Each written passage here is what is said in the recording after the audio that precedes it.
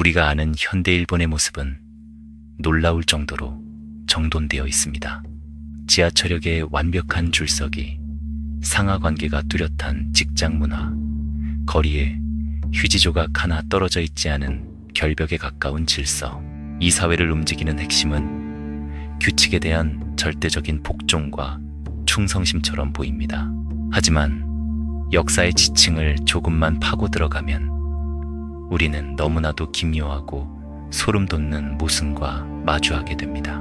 지금의 완벽한 질서와 규율을 탄생시킨 그 토양이 사실은 인류 역사상 가장 잔혹하고 배신이 난무했던 100여 년의 무법천지였다는 사실입니다.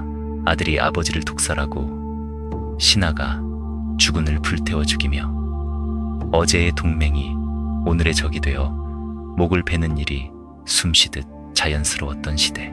일본인들의 피 속에 새겨진 질서에 대한 강박은 역설적이게도 질서가 완전히 붕괴되었을 때 인간이 어디까지 잔인해질 수 있는지를 뼛속 깊이 체험한 생존의 흉터입니다. 모든 붕괴의 징후는 하루아침에 나타난 것이 아니었습니다. 15세기 후반부터 일본을 통치하던 아시카가 막부의 권위는 서서히 금이 가기 시작했습니다. 1443년 불과 10살이었던 쇼군 아시카가 요시카스가 말에서 떨어져 어이없이 사망하고 그의 7살 난 동생 요시마사가 그 자리를 대신하게 되면서 중앙의 통제력은 급격히 흔들렸습니다. 요시마사가 다스린 거의 50년의 세월 동안 열도는 결코 평온하지 않았습니다. 흉작이 연이어 들이닥치며 기근이 발생했고 굶주림에 내몰린 농민들은 곳곳에서 폭동을 일으켰습니다.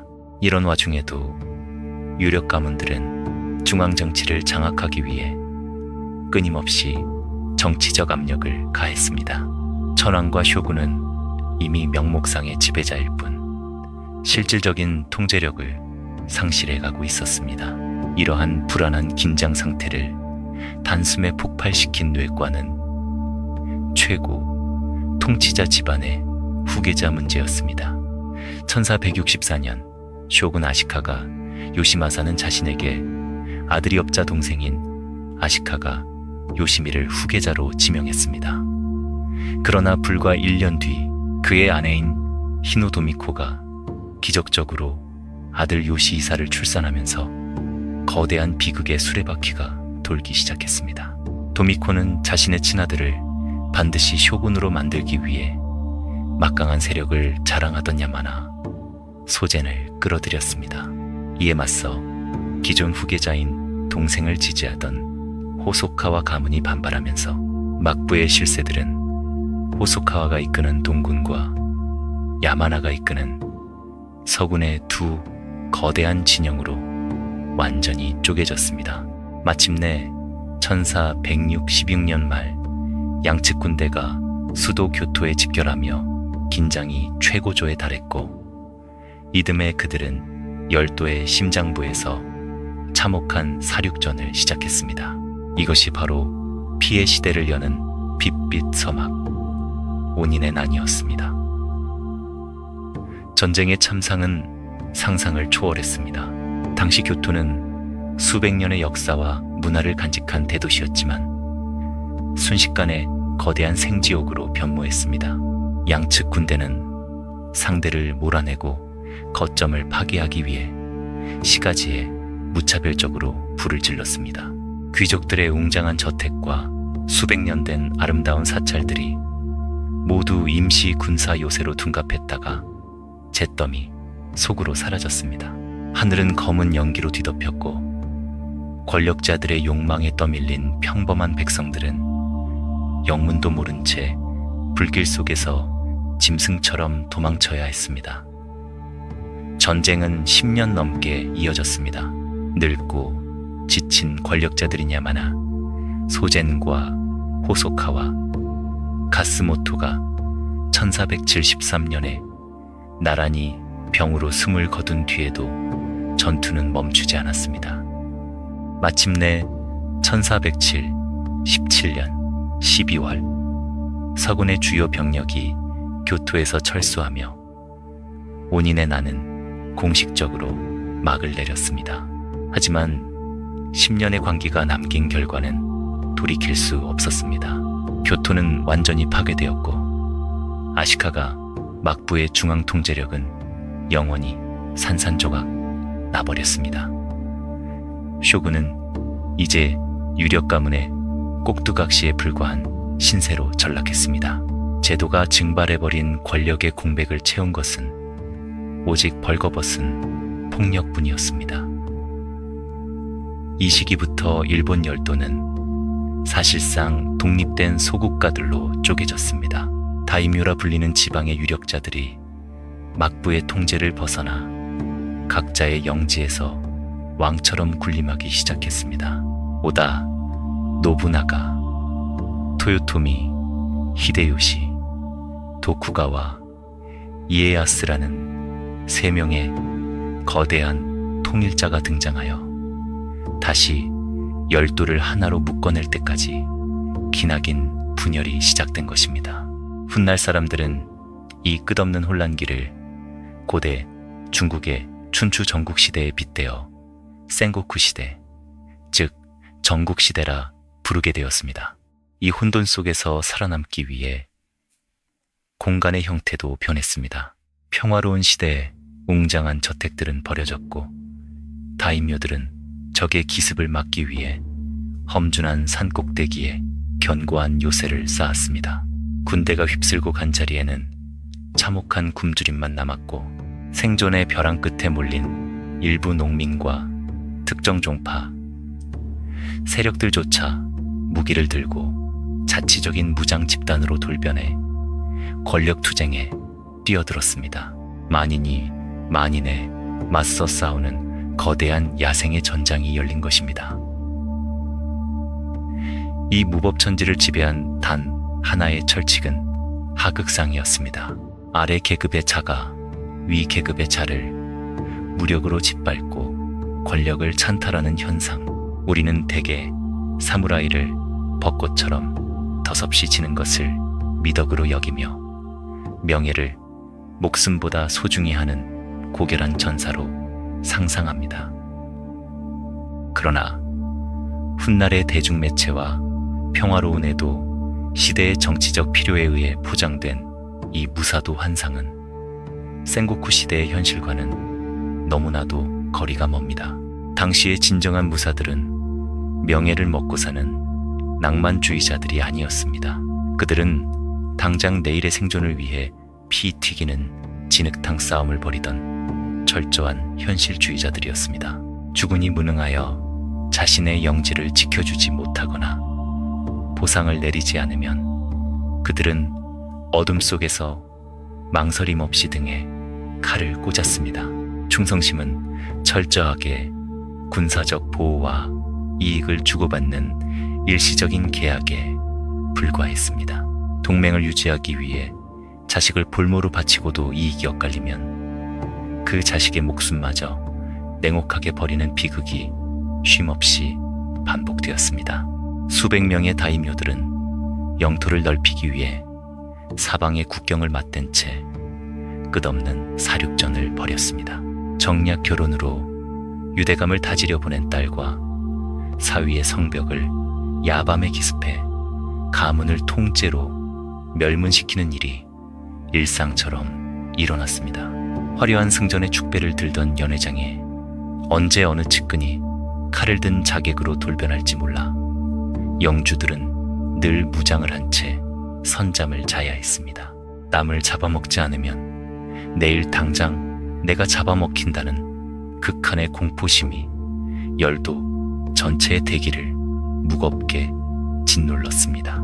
이토록 자비가 없고 통제 불가능한 폭력의 소용돌이 속에서 각 지방의 영주들은 대체 무엇을 기반으로 권력을 측정하고 수만 명의 군대를 유지할 수 있었을까요?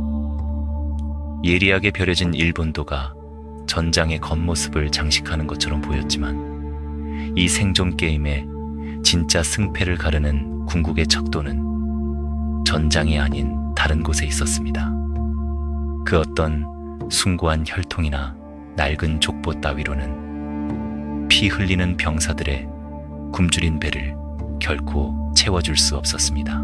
사무라이들이 진정으로 목숨을 걸고 빼앗으려 했던 것, 그리고 한 영주의 권력 크기를 정확하게 계산하는 절대적인 기준은 번쩍이는 칼끝이 아니라 그들이 밟고 서 있는 땅에 숨겨져 있었습니다.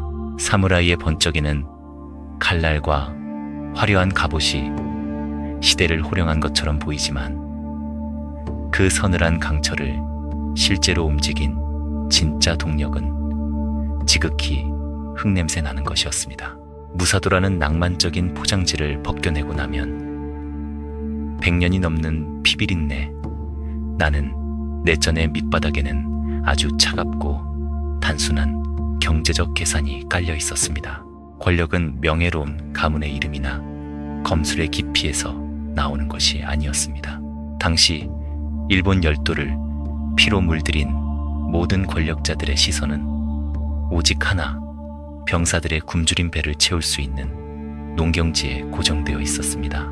일본 열도의 지도를 위에서 가만히 내려다보면 이 나라가 애초부터 하나의 거대한 제국으로 순탄하게 뭉치기에는 너무나도 가혹한 물리적 조건을 타고났다는 사실을 깨닫게 됩니다.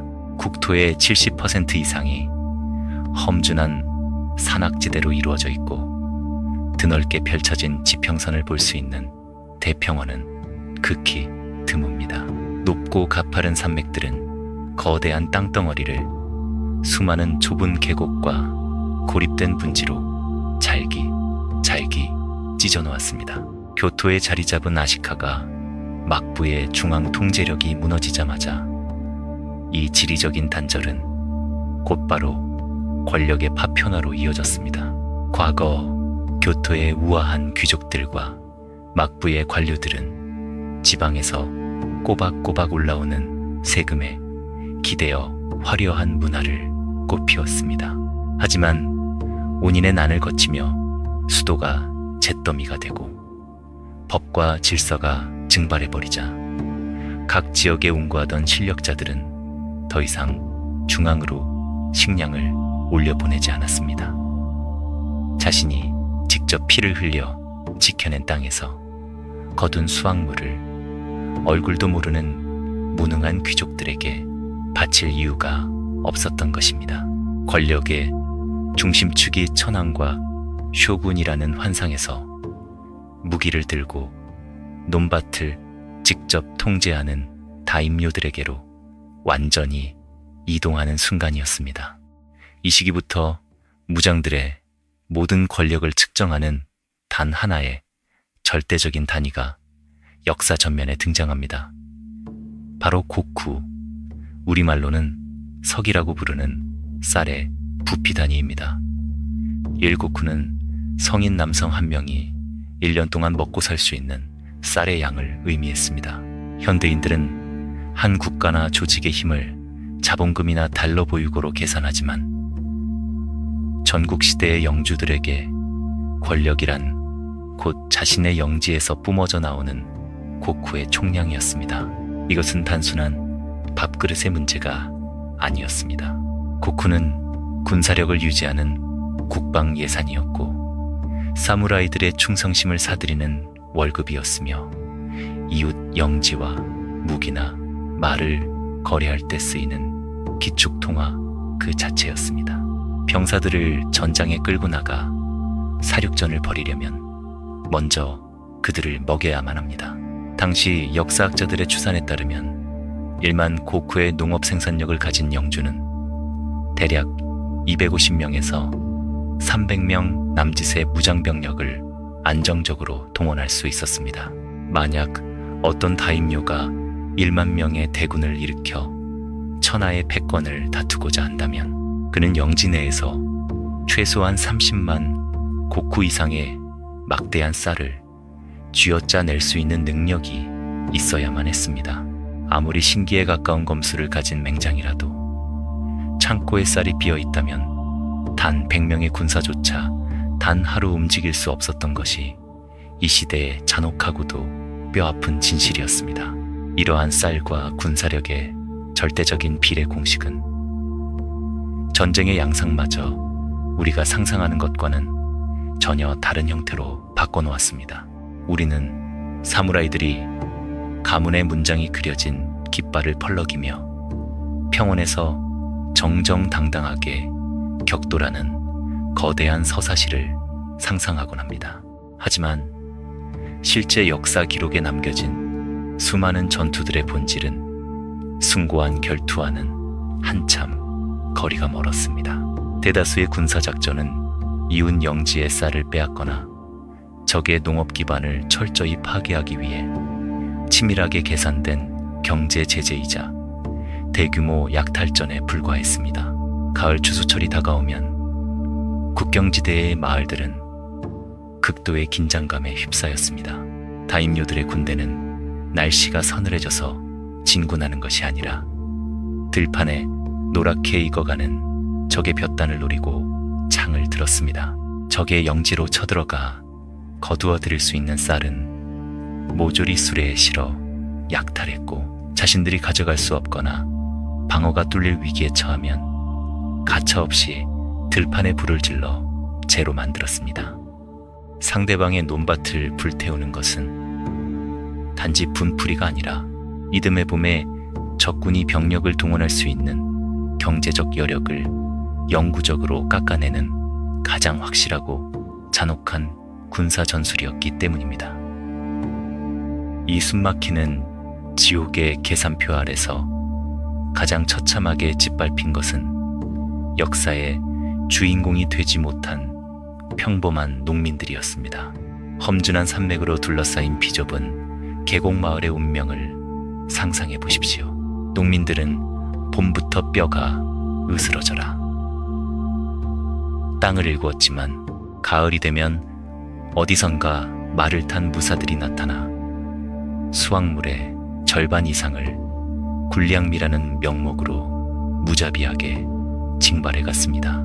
만약 굶주림을 견디지 못해 창 밑에 쌀을 숨기다 발각되면 본보기로 온 가족의 목이 날아갔습니다.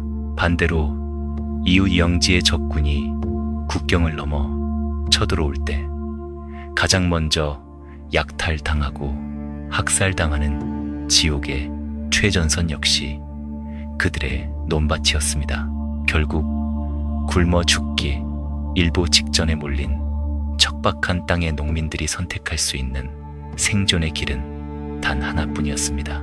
그들은 호미 대신 낡은 창이나 노획한 낡은 무기를 쥐고 아시가루, 즉 최하급 보병이 되어 자신들을 착취하는 영주의 군대에 스스로 편입되었습니다. 그것은 주군을 향한 뜨거운 충성심에서 비롯된 선택이 결코 아니었습니다. 오직 잔혹한 군사 텐트 안에 소속되어 있어야만 전쟁터에서 배급되는 주먹밥이라도 얻어먹고 생존을 이어나갈 수 있었기 때문입니다. 당시의 장부와 기록들을 살펴보면 이 거대한 약육강식의 야생에서 살아남아 강대한 세력을 구축한 다이묘들의 진짜 얼굴이 드러납니다. 그들은 단순히 적의 목을 잘 베는 무골들이 아니었습니다. 오히려 그들은 영지의 강줄기를 바꿔 농경지를 개간하고 토지의 소출량을 한치의 오차도 없이 장부에 기록하며 농민들을 극한까지 쥐어짜되 내년에 씨앗을 뿌릴 힘만은 남겨두는 냉혹하고 탁월한 농업 행정가에 가까웠습니다. 그들이 목숨을 걸고 빼앗으려 했던 진짜 목표물은 적의 목이 아니라 비옥한 평야와 끝없이 펼쳐진 황금빛 벼이삭이었습니다. 하지만 영지에서 생산되는 곡후의 양이 곧 군사력의 한계표가 된다는 이 철저한 시스템은 수많은 군웅들에게 절망적인 천장으로 작용했습니다.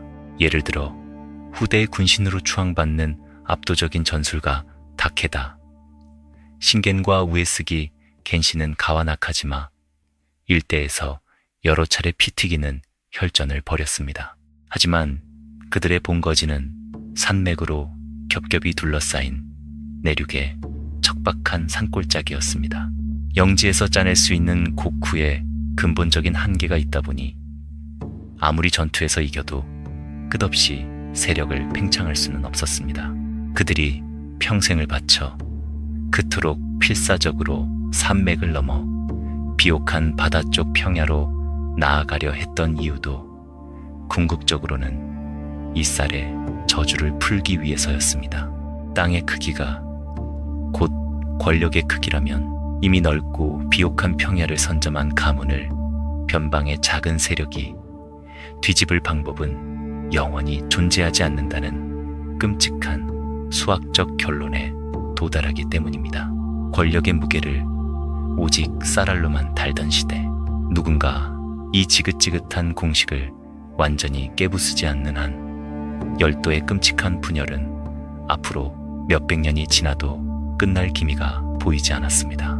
쌀의 생산량이 모든 것을 결정짓던 이 숨막히는 법칙의 세계에 전혀 다른 무기와 방식으로 전쟁의 패러다임 자체를 뒤엎어버릴 거대한 돌연변이가 등장해야만 할 시점이 온 것입니다.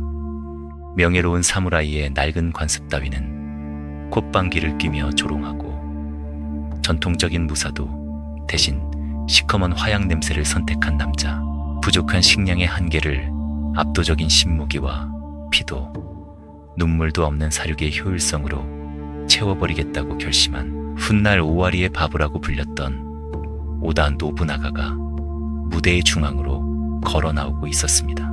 오직 쌀의 생산량만이 권력의 크기를 결정짓던 시대, 이 견고하고도 끔찍한 수학적 굴레를 끊어내지 못한다면 일본 열도의 피비린내, 나는 내전은 영원히 끝나지 않을 것처럼 보였습니다.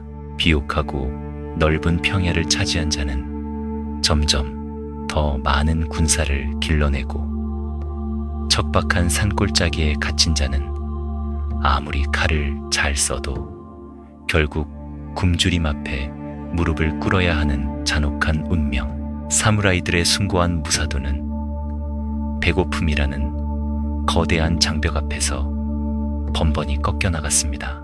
하지만 역사의 물줄기는 항상 가장 예상치 못한 곳에서 가장 이단적인 방식으로 흐름을 바꿉니다.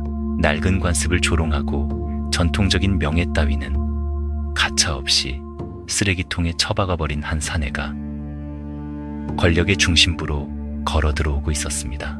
오와리에 바보라 불리던 남자, 오다 노부나가였습니다. 노부나가는 당시의 평범한 다임요들과는 근본적으로 뇌 구조가 다른 인물이었습니다. 그는 신부를 믿지 않았고 권위 있는 가문의 혈통을 비웃었으며 오직 당장 눈앞에서 쓸모를 증명할 수 있는 압도적인 효율성만을 맹신하는 지독한 실용주의자였습니다. 그런 그의 눈에 포르투갈 상인들을 통해 열도에 흘러들어온 낯선 무기 하나가 포착되었습니다. 바로 화승총이었습니다. 화약의 폭발력을 이용해 납탄을 날려보내는 이 서양의 무기는 처음 등장했을 때만 해도 수많은 사무라이들에게 극심한 경멸의 대상이었습니다. 무거운 갑옷을 입고 평생을 바쳐 검술과 창술을 연마한 엘리트 전사들에게 멀리서 비겁하게 숨어 총알을 쏘아대는 무기는 무사의 자존심을 짓밟는 천박한 물건으로 여겨졌습니다. 전통적인 무장들이 화승총을 외면한 데에는 현실적인 이유도 있었습니다.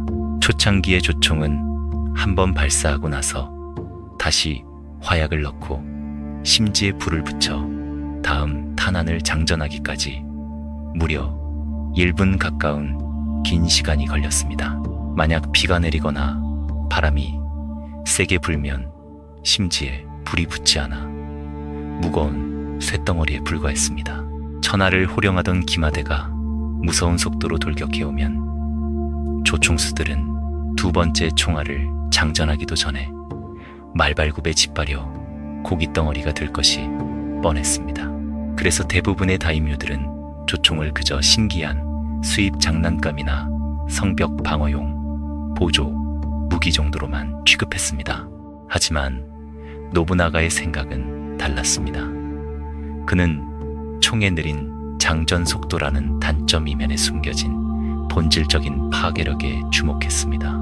총알 한 발은 수십 년간 수련한 검호의 뼈를 단숨에 부수고 두꺼운 갑옷을 휴지 조각처럼 뚫어버릴 수 있었습니다.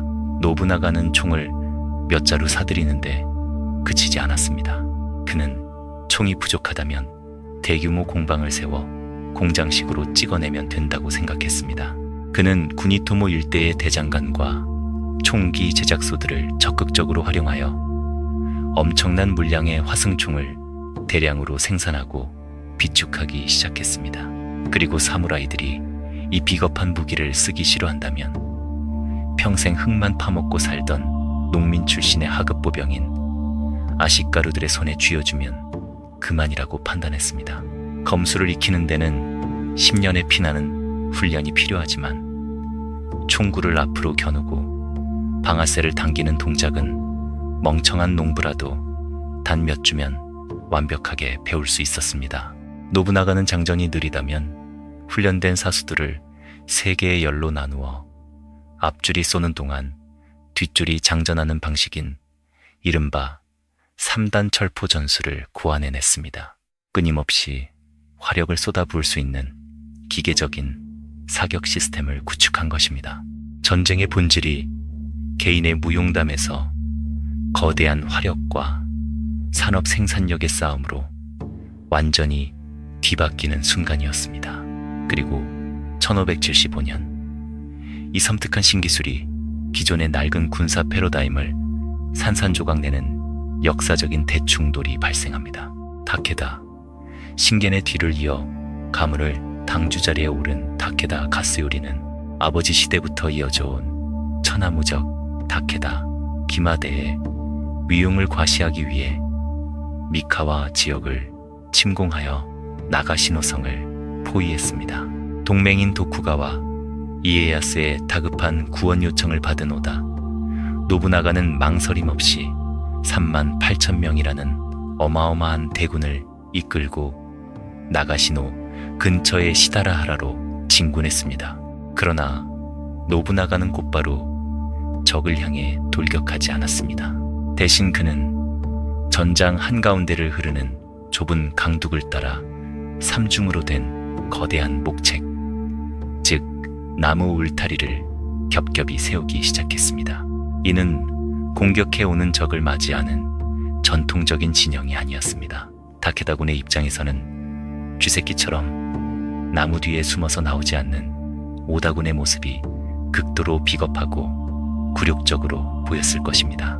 타케다의 긍지 높은 기병들은 저 따위 엉성한 나무 울타리쯤은 말발굽으로 단숨에 짓밟아버릴 수 있다고 확신했습니다.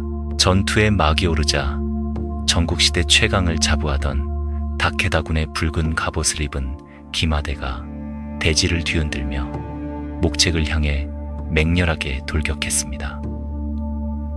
땅을 울리는 말발굽 소리와 기병들의 함성이 전장을 가득 채웠습니다. 거리가 좁혀지고 그들의 서늘한 창끝이 목책에 닿으려던 찰나 목책 뒤에 숨어있던 수천 명의 농민 출신 조총수들이 일제히 불붙은 화승을 방아쇠로 당겼습니다. 그 순간 전장에는 사람의 귀를 찢는 듯한 거대한 벼락 소리가 연이어 울려 퍼졌습니다.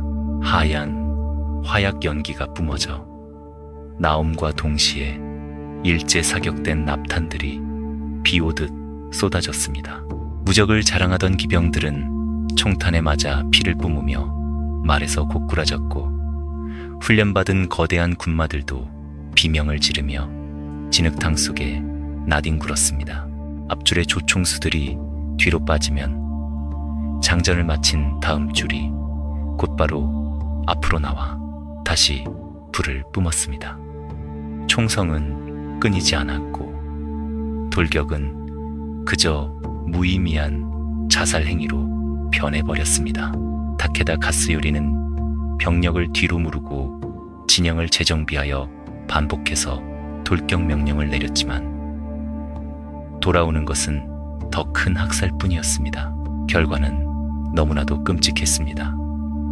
전투가 끝난 후 전장에는 무려 10,000명에 달하는 다케다군의 참수된 머리가 굴러다녔습니다.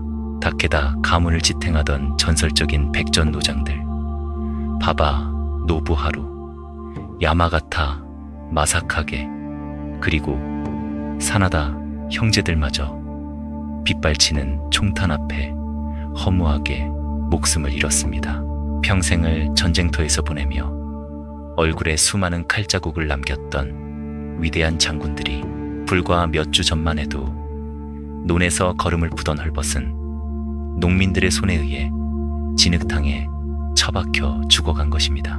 나가시노 전투는 단순한 승패를 넘어선 한 시대의 종말을 알리는 거대한 장송곡이었습니다. 이제 칼을 쥐고 태어난 고귀한 무사들의 시대는 끝났습니다. 막강한 경제력을 바탕으로 화승총을 대량 생산하고 규격화된 전술로 농민들을 무장시킬 수 있는 거대 권력만이 살아남는 피도 눈물도 없는 산업화된 전쟁의 시대가 열린 것입니다. 오다 노부나가는 이 승리를 통해 열도 전체에 자신의 압도적인 공포를 각인시켰습니다. 누구도 이 잔혹한 혁신가의 앞길을 막을 수 없을 것처럼 보였습니다. 그는 낡은 신전을 불태우고 반항하는 종교 세력을 학살하며 멈출 줄 모르고 권력의 정점을 향해 진격했습니다. 그러나 그토록 완벽하게 낡은 시대를 파괴했던 사내의 최후는 수만 명이 격돌하는 거대한 전장이 아니라 아무도 예상하지 못한 칠흑 같은 어둠 속에서 조용히 다가오고 있었습니다. 그리고 그가 가장 두려워해야 했던 것은 앞을 가로막은 적의 총구가 아니라 바로 자신의 등 뒤에서 칼을 쥐고 있던 가장 충직한 그림자였습니다. 1582년 초여름, 일본 열도는 거대한 공포와 찬탄 속에 숨을 죽이고 있었습니다. 조총이라는 파괴적인 신무기와 피도 눈물도 없는 잔혹한 전술로 무장한 오다 노부나가는 수십 년간 열도를 찢어놓았던 유력한 경쟁자들을 차례차례 짓밟으며 통일의 문턱에 다가서고 있었습니다. 강력했던 다케다 가문은 이미 역사 속으로 사라졌고 노부나가의 명령 한마디면 수만 명의 군대가 움직이는 절대적인 권력이 완성된 것처럼 보였습니다. 무소불위의 권력자 노부나가는 서쪽의 모리 가문을 정벌 중이던 부하 도요토미 히데요시의 지원 요청을 받고 아들인 오다 노부타다와 함께 잠시 교토에 머물고 있었습니다. 당시 노부나가가 머물던 곳은 거대하고 견고한 요새가 아니라 교토 시내에 위치한 혼노지라는 사찰이었습니다. 이미 수도 교토 일대는 자신의 완벽한 통제 아래 있다고 맹신했기에 그의 곁을 지키는 호위병은 불과 수십 명 남짓에 불과했습니다. 평생을 의심과 숙청으로 일관하며 적들을 떨게 했던 이 냉혹한 지배자는 아이러니하게도 자신이 쌓아올린 공포의 제국 가장 깊숙한 심장부에서 치명적인 방심을 하고 있었습니다. 그리고 센고쿠 시대의 잔혹한 생존 법칙은 단 한 번의 틈을 결코 용서하지 않았습니다. 어둠이 짙게 깔린 6월 2일 새벽, 교토를 향해 은밀하게 진군하는 거대한 군대가 있었습니다. 그들은 노부나가의 명령을 받고 서쪽의 히데요시를 지원하러 가야 할 아케치 미스히데의 정예 병력이었습니다. 하지만 행군 도중 미스히데는 갑자기 군대의 방향을 돌려 수도 교토를 향해 칼끝을 겨누었습니다. 혼란스러워하는 부하들을 향해 미스히데가 내뱉은 한마디는 일본 역사상 가장 유명하고 뼈아픈 반역의 신호탄이 되었습니다. 적은 혼노지에 있다. 수천 명의 군사들이 칠흑 같은 어둠을 뚫고 노부나가가 잠들어 있는 무방비 상태의 사찰을 겹겹이 포위했습니다. 미스히데가 도대체 왜 자신의 주군을 배신했는지 그 진짜 동기는 오늘날까지도 역사의 미스터리로 남아 있습니다. 개인적인 원한이었는지, 끝없이 이어지는 노부나가의 잔혹한 숙청에 대한 극도의 공포심 때문이었는지, 아니면 통제 불능으로 폭주하는 주군을 제거하고 천황을 보호하려 했던 것인지 확실한 증거는 없습니다. 하지만 이유가 무엇이든 이 반역은 센고쿠 시대의 본질을 가장 완벽하게 보여주는 사건이었습니다. 절대적인 충성 따위는 존재하지 않으며 어제의 가장 충직한 그림자가 오늘의 가장 치명적인 자객으로 돌변하는 하극상의 궁극적인 형태가 바로 혼노지의 변이었습니다. 동이 터올 무렵 사방에서 들려오는 조총 소리와 함성에 잠에서 깬 노부나가는 밖을 내다보고는 반역의 주동자가 미스히데라는 사실을 직감했습니다. 압도적인 군력의 차이, 앞에서 도망칠 곳은 없었습니다. 노부나가는 체념하거나 두려워하는 대신 직접 활을 들고 나와 적들을 향해 시위를 당겼습니다. 활줄이 끊어지자 이번에는 긴 창을 빼어들고 피투성이가 될 때까지 격렬하게 싸웠습니다. 하지만 한 명의 무력으로 수천 명의 군대를 당해낼 수는 없었습니다. 부상을 입고 자신의 죽음이 임박했음을 깨달은 노부나가는 측근들에게 섬뜩하고도 이성적인 마지막 명령을 내립니다. 사찰 건물 전체에 불을 지르라는 것이었습니다. 사무라이들의 전쟁에서 적장의 목을 베어 전리품으로 내거는 것은 승리의 가장 확실한 증표였습니다. 노부나가는 미스히데에게 자신의 목이 잘려 효시되는 굴욕을 허락하지 않기 위해 스스로 할복함과 동시에 자신의 시신을 맹렬한 불길 속에서 완전히 재로 만들어버렸습니다.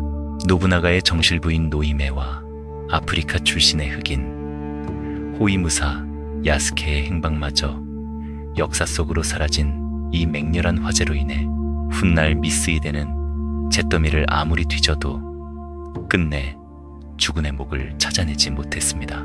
근처 니조성에 머물고 있던 후계자 노부타다 역시 미스히데의 군대에게 포위당해 스스로 목숨을 끊으면서 오다 가문의 절대 권력은 하룻밤 사이에 공기 중으로 증발해버렸습니다.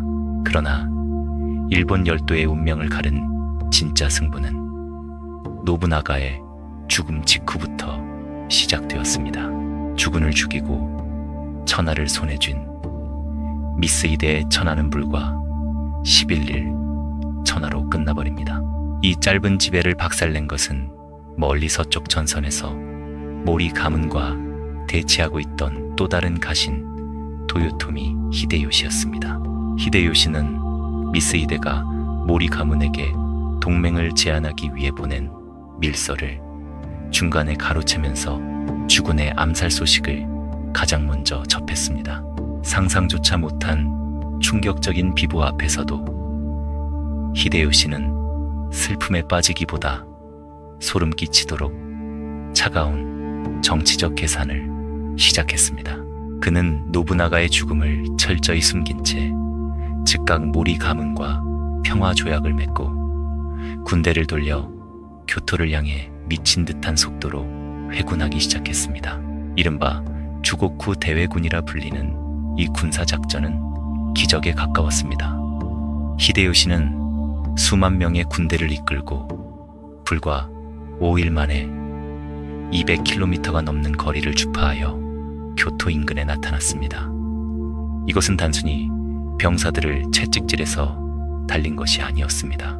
행군 경로에 있는 촌장들을 돈으로 매수하여 횃불과 식량을 미리 준비시키고 병사들이 짐을 버리고 오직 무기만 든 채 밤낮 없이 걷게 만든 완벽한 후방 병참의 승리였습니다. 미스 이대는 자신의 반역을 수습하기도 전에 눈앞에 나타난 히데요시의 대군을 보고 경악할 수밖에 없었습니다. 야마자키 전투에서 히데요시는 덴노잔이라는 고지를 선점하고 닌자들을 풀어 적진에 불을 지르며 미스 히데의 부대를 완벽하게 붕괴시켰습니다. 천하를 훔쳤던 미스 히데는 패주하던 중 오구루스라는 작은 숲에서 농민들의 죽창에 찔려 허무하게 목숨을 잃었고 그의 잘린 목은 역적의 징표로 내걸렸습니다. 반역의 반역, 그리고 또 다른 배신. 누구도 믿을 수 없는 이 잔혹한 릴레이의 승리자는 결국 가장 빨리 현실을 파악하고 가장 효율적으로 군대를 움직인 히데요시였습니다. 미스 히데가 제거되자 주군을 이르노다 가문에 남은 장수들은 권력의 공백을 채우기 위해 기요스성에 모여 아슬아슬한 후계자 결정 회의를 엽니다. 이 자리에서 히데요시는 또 한 번 사람들의 상상을 초월하는 정치적 쇼를 벌입니다. 쟁쟁한 오다 가문의 아들들을 제쳐두고 고작 3살짜리 아기였던 노부타다의 아들 삼보시를 안고 나타나 그를 정식 후계자로 지명해 버린 것입니다. 3살짜리 아기 뒤에 숨어 실질적인 통치권을 행사하겠다는 노골적인 선언이었습니다.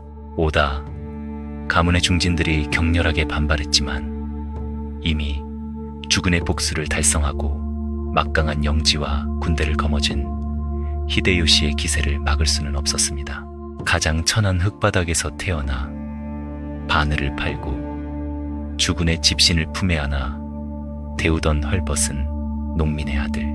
그가 이제 피비린내 나는 센고쿠 시대의 모든 귀족과 무사들을 발밑에 꿀리고 일본 열도의 최고 권력자로 우뚝 서려 하고 있었습니다. 명문가의 혈통이 아니라 모략과 굴량미, 그리고 사람의 심리를 꿰뚫어보는 소름 끼치는 직관으로 무장한 이 남자는 전임자가 칼과 총으로 파괴해놓은 땅 위에 기만과 회유라는 완전히 새로운 방식의 제국을 건설하기 시작합니다. 하지만 겉보기에 완벽해 보이던 그의 거대한 제국은 머지않아 열도 전체를 파멸로 몰고 갈 가장 끔찍하고 치명적인 오판을 향해 브레이크 없는 질주를 시작하고 있었습니다.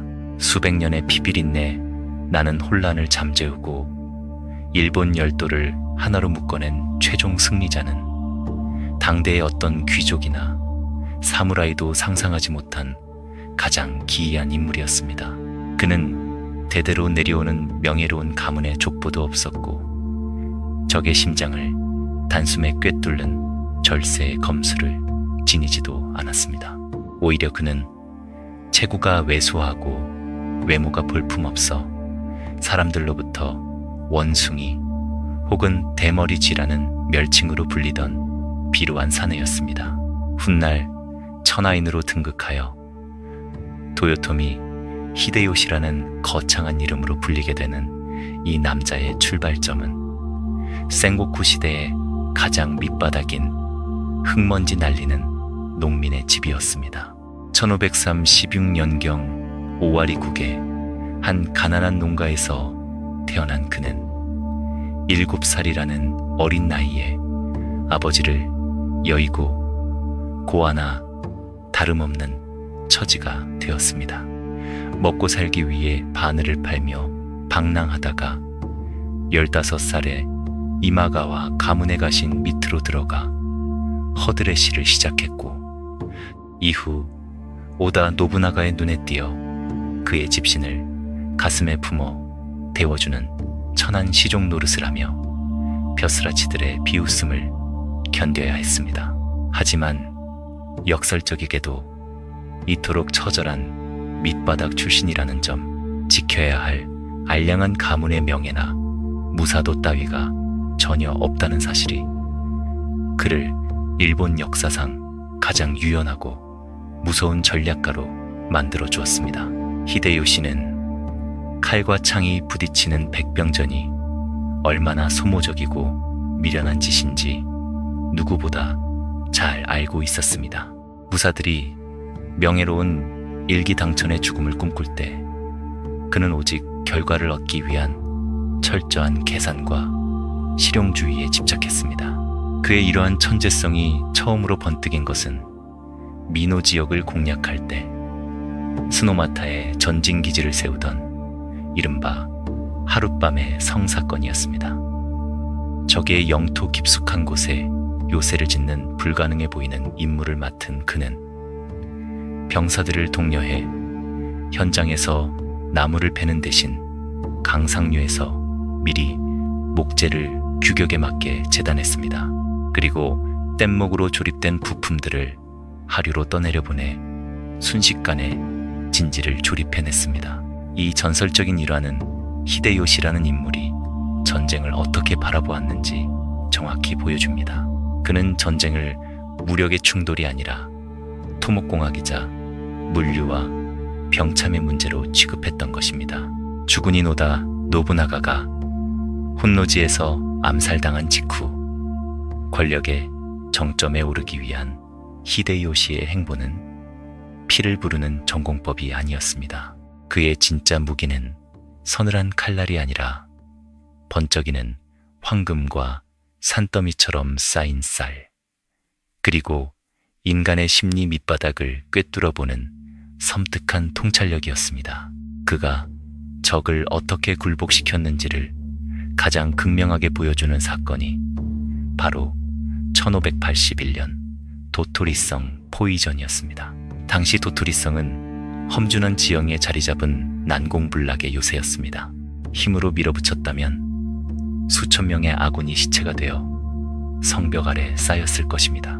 하지만 히데요시는 군대를 진격시키는 대신 먼저 장사꾼들을 성 주변의 마을로 보냈습니다. 장사꾼들은 시세의 2배, 3배에 달하는 엄청난 가격을 쳐주며 도토리성 주변의 쌀을 모조리 사들였습니다. 눈앞의 일확천금에 눈이 먼 성 안의 병사들과 영주들은 자신들의 군량미마저 창고에서 꺼내어 히데요시의 상인들에게 팔아넘겼습니다. 성 안의 쌀이 텅 비어버렸다는 보고를 받은 히데요시는 그제야 무장한 군대를 동원해 주변 마을의 농민들을 도토리성 안으로 무자비하게 몰아넣었습니다. 그리고 성곽 주위에 수많은 감시탑을 세우고 개미 한 마리 빠져나오지 못하게 완벽한 봉쇄망을 쳤습니다. 이것은 단순한 포위가 아니었습니다. 성 안의 입을 최대한 늘려 스스로 식량을 갉아먹게 만드는 경제학을 무기로 쓴 대량 학살극이었습니다. 결과는 끔찍했습니다. 봉쇄가 200일이 넘어가자 도토리성 안은 이 세상의 것이 아닌 생지옥으로 변했습니다. 소와 말은 물론이고 쥐와 풀뿌리마저 사라졌습니다. 굶주림에 미쳐버린 사람들은 성벽을 넘다 총에 맞아 죽은 자들의 시체를 뜯어먹기 위해 피투성이에 쟁탈전을 벌였습니다. 끔찍한 비명과 절규가 성벽을 넘어 들려왔지만 히데요시는 포위망을 풀지 않고 서늘하게 기다렸습니다.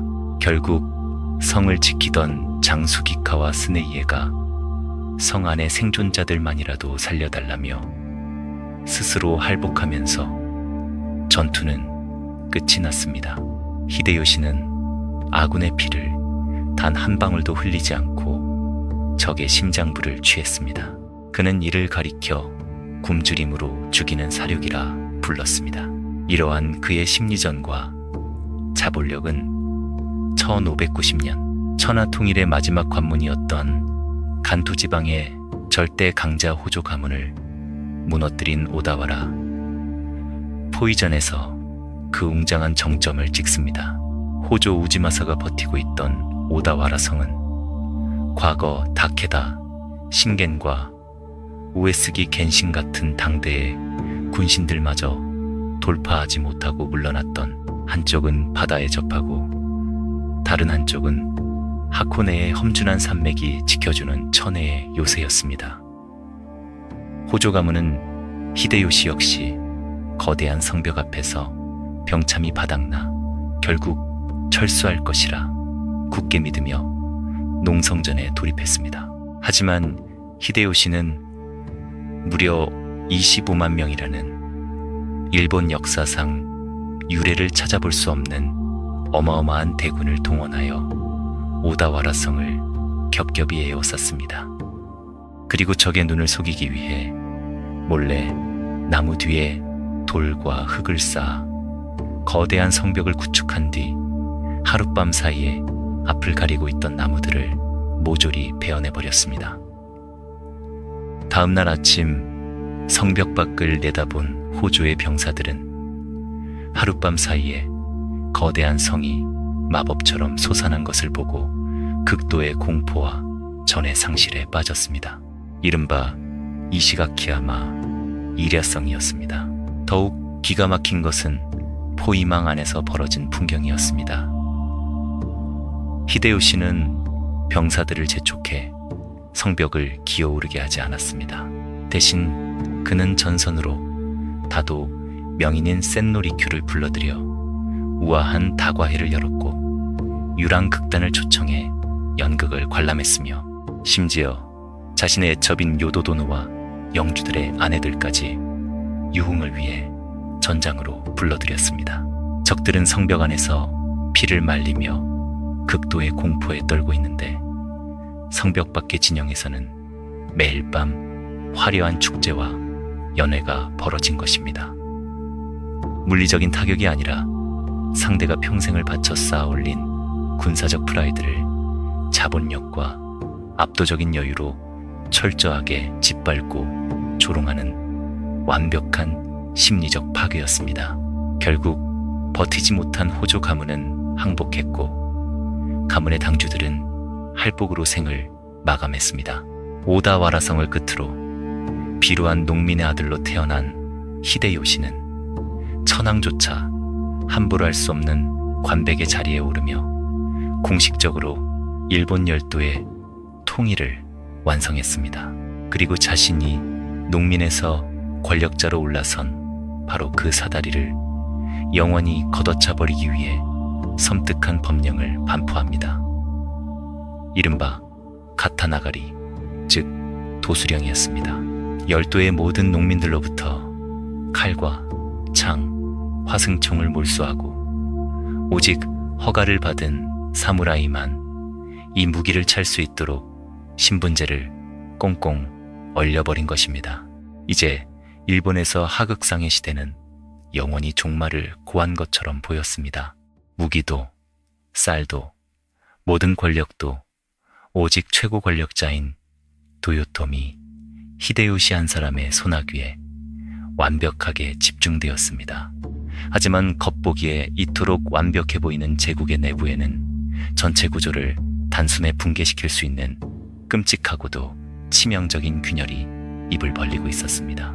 10년이 넘게 오직 전쟁과 정복만을 위해 작동해온 거대한 군사기계가 일본 열도 내에서 더 이상 점령할 땅과 빼앗을 영지를 잃어버렸다는 사실입니다.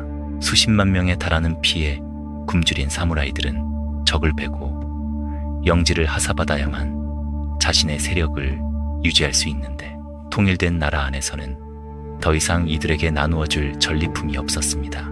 무기를 빼앗긴 농민들은 침묵했지만 할 일이 없어진 무사들의 칼집 안에서는 불길한 금소금이 요동치고 있었습니다. 유례없는 절대 권력에 취해 점차 이성을 잃어가던 늙은 원숭이의 탁해진 시선은 이제 한 번도 겪어보지 못한 바다 건너의 새로운 대륙, 조선을 향해 위험하게 돌아가고 있었습니다. 천하를 완벽하게 손에 쥔 도요토미 히데요시의 권력은 겉보기에는 한낮의 태양처럼 찬란하고 압도적이었습니다. 반항하는 모든 영주들은 그의 발밑에 엎드렸고 백성들은 무기를 빼앗긴 채 조용히 땅을 일구었습니다. 하지만 그 눈부신 영광의 이면에는 제국 전체를 밑바닥부터 파멸로 집어삼킬 거대한 그림자가 뙬리를 틀고 있었습니다. 100년이 넘는 피비린내 나는 전국 시대를 끝내고 일본 열도를 통일했다는 것은 역설적으로 그동안 전쟁과 약탈을 유일한 생업으로 삼아왔던 수십만 명의 무장한 사무라이들이 하루아침에 칼을 휘둘러 공을 세울 기회를 잃어버렸음을 의미했습니다. 전국 시대의 군사 시스템은 본질적으로 끝없는 영토 확장을 전제로만 유지될 수 있는 거대한 다단계 사기극과 같았습니다.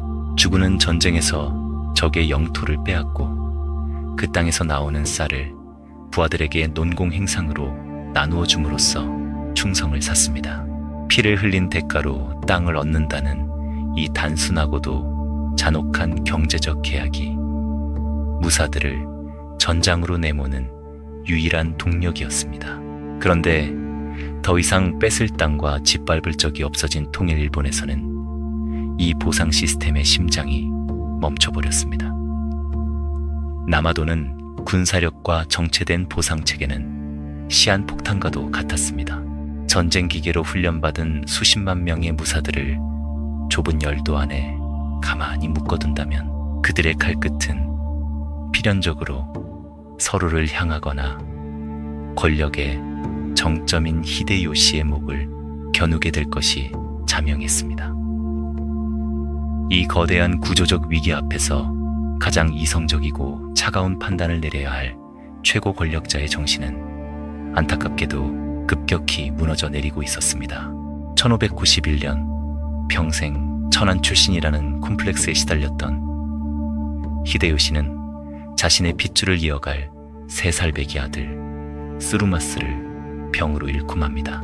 연이어 그의 가장 냉철한 조언자이자 정권 내부의 온갖 모순을 조율하며 심리적 방파제 역할을 하던 유능한 동생 히데나가마저 병으로 세상을 떠났습니다. 권력의 고독 속에서 자신을 지탱해주던 가장 중요한 두 기둥을 동시에 잃어버린 늙은 권력자의 이성은 걷잡을 수 없는 광기와 노욕으로 대체되기 시작했습니다.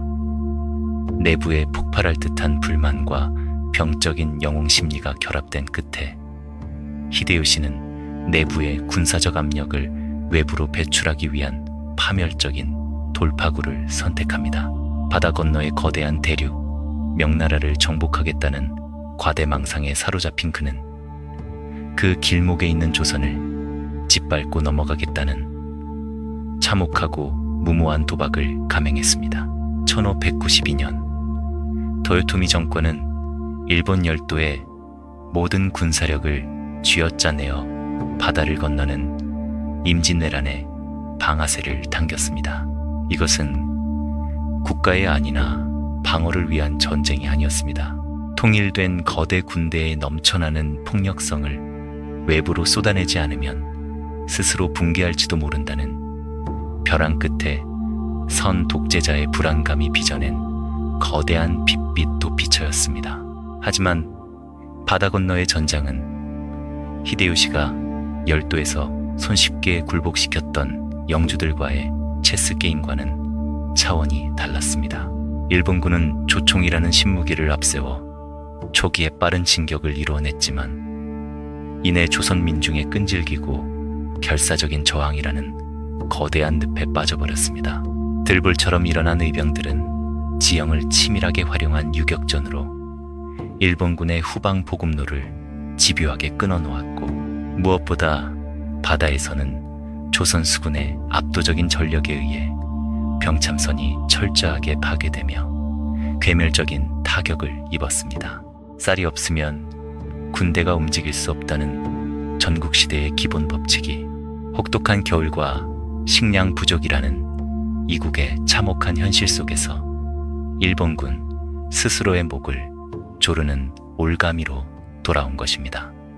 해협 너머에서 수많은 무사들이 뚜렷한 명분도 없는 전쟁의 진흙탕에 빠져 굶주리고 얼어 죽어가는 동안 열도 내부의 지배 구조에서는 도요토미 제국의 명주를 끊어놓을 더욱 끔찍한 권력 투쟁이 벌어지고 있었습니다.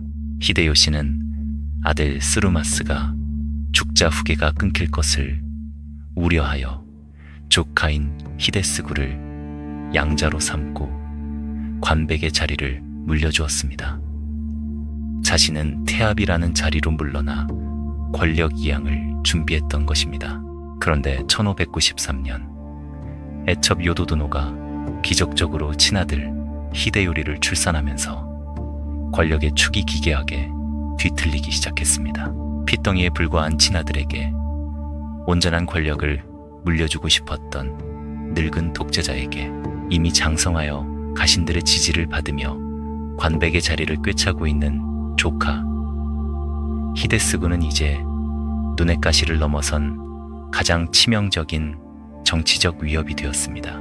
1595년 이성을 상실한 히데요시는 조카 히데스구에게 모반의 죄를 억지로 뒤집어 씌워 지위를 박탈하고 강제로 할복시켰습니다. 비극은 거기서 끝나지 않았습니다. 그는 히데스구의 씨를 완전히 말려버리기 위해 처첩과 어린 자녀들, 심지어 그를 모시던 가신들까지 수십 명을 교토의 강변으로 끌고 가 참수하는 끔찍한 대학살을 자행했습니다. 백주 대낮에 벌어진 이 소름 끼치는 혈육의 도살극은 권력의 심장부를 빛빛 공포로 물들였습니다. 이 잔혹하고도 비이성적인 숙청은 도요토미 정권을 지탱하던 가신들의 충성심을 밑바닥부터 완전히 박살내버렸습니다. 어제까지만 해도 공식적인 후계자였던 자를 하루아침에 도축하듯 죽여버리고 일족을 멸문시키는 늙은 주군을 보며 전국의 다임요들은 공포와 극심한 환멸을 느꼈습니다. 바다 건너에서는 이길 수 없는 소모전으로 국력과 병사들을 무의미하게 갉아먹고 내부에서는 권력의 눈이 멀어 자기 핏줄마저 도륙내는 히데요시의 광기 앞에서 사무라이들은 더 이상 도요토미 가문의 미래에 자신의 목숨과 영지를 걸 이유를 찾지 못하게 되었습니다. 신뢰라는 가장 강력한 정치적 자산이 내부에서부터 완전히 부패해버린 것입니다. 1598년 9월 18일 육신과 정신이 모두 병들어버린 권력자 도요토미 히데요시는 후시미성에서 쓸쓸하고도 비참한 최후를 맞이합니다. 죽음이 목전까지 다가오자 극도의 불안에 휩싸인 그는 도쿠가와 이에야스를 비롯하여 마에다 토시이에, 우키타 히데이데, 우에스기, 카게카스, 모리 테루모토 등 당대 최고의 실력자 5명으로 구성된 5명의 원로, 즉 고타이로를 병상으로 불러 모았습니다. 그는 피 묻은 손으로 그들의 손을 부여잡고 자신이 죽더라도 갓 5살이 된 어린 아들 히데요리를 부디 지켜달라고 피눈물을 흘리며 거듭 애원하고 또 애원했습니다. 천민에서 출발해 일본 열도의 정점까지 기어올랐던 위대한 통일자의 유언은 절대 권력자의 것이라기엔 너무나도 비굴하고 처절했습니다. 조선에서의 끔찍했던 전쟁은 히데요시의 죽음과 함께 목적도 성과도 없이 참담한 실패로 끝이 났습니다. 그가 평생을 바쳐 이루어낸 통일제국의 유산이라고는 바닥을 드러낸 텅 빈 국고와 상처 입고 파벌로 완전히 찢겨버린 군대, 그리고 오사카성의 차가운 황금 옥저에 덩그러니 남겨진 5살짜리 어린아이뿐이었습니다. 히데요시가 억지로 이어 붙였던 제국은 그가 숨을 거둠과 동시에 이미 차가운 시체가 되어가고 있었습니다. 통제력을 잃어버린 권력의 공백 위로 불길한 침묵이 내려앉았습니다. 그리고 그 칠흑 같은 어둠 속에서 반세기 동안 숨죽이며 철저하게 자신의 날카로운 발톱을 숨기고 있던 늙은 늑대가 마침내 기나긴 인내의 시간을 끝내고 천천히 피 냄새를 향해 몸을 일으키고 있었습니다. 일본인들 사이에서 전국시대의 새 영웅을 묘사할 때 가장 널리 쓰이는 유명한 비유가 있습니다. 울지 않는 두견새를 어떻게 할 것인가? 라는 질문에 오다 노부나가는 울지 않으면 죽여버리겠다 라고 답했고, 도요토미 히데요시는 어떻게든 울게 만들겠다 라고 했으며, 도쿠가와 이에야스는 울 때까지 기다리겠다 라고 대답했다는 이야기입니다.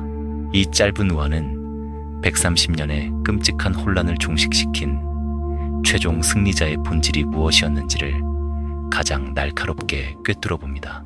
노부나가의 압도적인 파괴력도, 히데요시의 천재적인 기만술도 결국 시간이라는 가장 잔혹한 무기 앞에서는 무릎을 꿇었습니다. 도쿠가와 이에야스는 이길 수 없다면 엎드리고 때가 오지 않았다면 숨을 죽인 채 무려 반세기가 넘는 시간을 그림자 속에서 기다린 거대한 괴물이었습니다. 그의 기다림은 태어나는 그 순간부터 시작된 생존의 숙명과도 같았습니다. 1543년 미카와국의 오카자키성에서 태어난 그는 어린 시절 다케치오라는 이름으로 불리며 힘없는 가문의 비극적인 운명을 짊어져야 했습니다.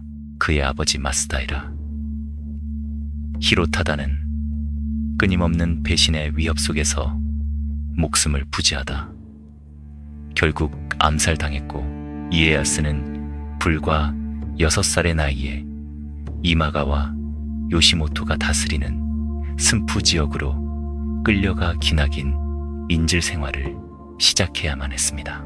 언제 목이 달아날지 모르는 적국의 심장부에서 10년이 넘게 볼모로 자라난 이 소녀는 분노와 슬픔을 겉으로 드러내는 것이 곧 죽음을 의미한다는 센고쿠 시대의 잔혹한 생리를 피부로 배우며 성장했습니다. 하지만 이 비참한 인질 시절은 헛되지 않았습니다. 그는 적진의 한가운데서 사카이 타다쓰고 도리, 이 모토타다 같은 젊은 가신들과 함께 뼈를 깎는 인내를 공유했고, 이들은 훗날 어떤 상황에서도 주군을 배신하지 않는 끈끈한 미카와 무사라는 무적의 결사대로 거듭나게 됩니다. 독립된 영주로 성장한 이후에도 그에게 주어진 가혹한 시련은 끊이지 않았습니다. 미카와 지역의 실권을 장악하기 위해 그는 이코이키라 불리는 막강한 종교 무장 세력과 피 튀기는 내전을 벌여야 했습니다.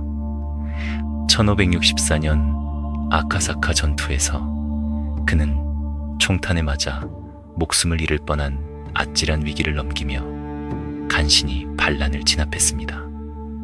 이 과정에서 이에야스는 자신이 단순한 무장이 아니라 뱀처럼 교활한 정치가임을 증명합니다.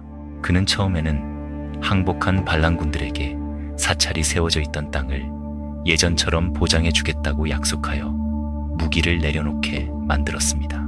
하지만 그들이 완전히 무장 해제되자 사찰이 지어지기 이전의 빈 땅으로 돌려놓겠다는 기괴한 말장난 같은 논리를 내세워 사찰들을 모조리 불태우고 파괴해버렸습니다. 목적을 위해서라면 명분과 약속마저 차갑게 뒤집어버리는 이 섬뜩한 실용주의는 그의 평생을 관통하는 무기가 되었습니다. 가장 끔찍한 시련은 오다 노부나가와 동맹을 맺고 세력을 키워나가던 시절에 찾아왔습니다. 이에야스는 자신의 충성심을 증명하기 위해 상상을 초월하는 비극을 스스로 감내해야만 했습니다. 노부나가가 이에야스의 정실부인과 맏아들이 적국인 다케다, 가문과 내통하고 있다는 의심을 품고 압박을 가해오자 이에야스는 가문의 존속을 위해 조금의 망설임도 없이 아내를 처형하고 자신의 첫째 아들을 강제로 할복하게 만들었습니다. 끓어오르는 피눈물을 차가운 이성 밑바닥에 우겨 넣으며 자신의 핏줄마저 스스로 끊어낸 이 소름 끼치는 인내심은 당대의 최고 권력자 노부나가조차 이 사내의 깊이를 두려워하게 만드는 이유가 되었습니다. 하지만 이에야스의 진정한 무서움이 세계사적 규모로 드러난 것은 무력을 사용할 때가 아니라 타인의 악의적인 처벌을 거대한 기회로 뒤바꿀 때였습니다. 1590년 도요토미 히데요시가 오다와라성을 함락시키고 천하 통일을 완수했을 때 히데요시는 이에야스의 세력이 지나치게 커지는 것을 극도로 견제했습니다. 그래서 그는 이에야스에게 대대로 물려받은 고향 미카와 땅과 그동안 정복한 비옥한 영지들을 모두 반납하고 호조 가문이 다스리던 동쪽 끝에 낯선 변방인 간토 지방으로 영지를 모조리 옮기라는 치명적인 명령을 내립니다. 당시의 에도 일대, 즉 지금의 도쿄 지역은 쓸모없는 늪지대와 갈대밭으로 뒤덮여 농사를 짓기 힘든 척박한 땅이었습니다. 이것은 천황이 있는 정치적 중심지 교토에서 이에야스를 철저하게 격리시키고 그가 진흙탕 속에서 개간 작업에 힘을 쏟다가 자연스럽게 세력이 도태되기를 바랐던 히데요시의 교묘한 정치적 함정이었습니다. 모든 다이묘들이 이에야스의 몰락을 예상하며 비웃었지만 그는 불평 한마디 없이 짐을 싸서 동쪽의 늪지대로 묵묵히 떠났습니다. 그리고 그곳에서 칼을 내려놓고 대규모 토목공학의 기적을 만들어내기 시작했습니다. 현대의 지질학적 연구와 지형 분석에 따르면 이에야스와 그의 가신들은 바다로 제멋대로 흘러가며 홍수를 일으키던 도내강의 물길을 인위적으로 비틀어 흐름을 통제했습니다. 저습지를 파헤쳐 물을 빼내고 흙을 덮어 드넓은 갈대밭을 끝없이 펼쳐진 비옥한 농경지로 마법처럼 탈바꿈시켰습니다. 성의 방어를 위해 겹겹이 해자를 파고 운하를 연결하여 거대한 물류의 중심지로 에도를 설계했습니다. 쌀의 생산량이 곧 권력과 군사력이었던 시대, 히데요시의 악의적인 형벌은 결과적으로 이에야스에게 일본 열도에서 가장 거대한 곡창지대를 독점하게 만들어준 최악의 자충수가 되고 말았습니다. 좌천당한 지 불과 몇 년 만에 이에야스는 무려 250만 고쿠라는 경이적인 경제력을 확보하며 누구도 넘볼 수 없는 열도 최대의 물적 토대를 완성했습니다. 이렇게 에도의 늪지대 아래에서 거대한 힘을 비축하고 있던 이에야스에게 마침내 천재이루의 기회가 찾아왔습니다.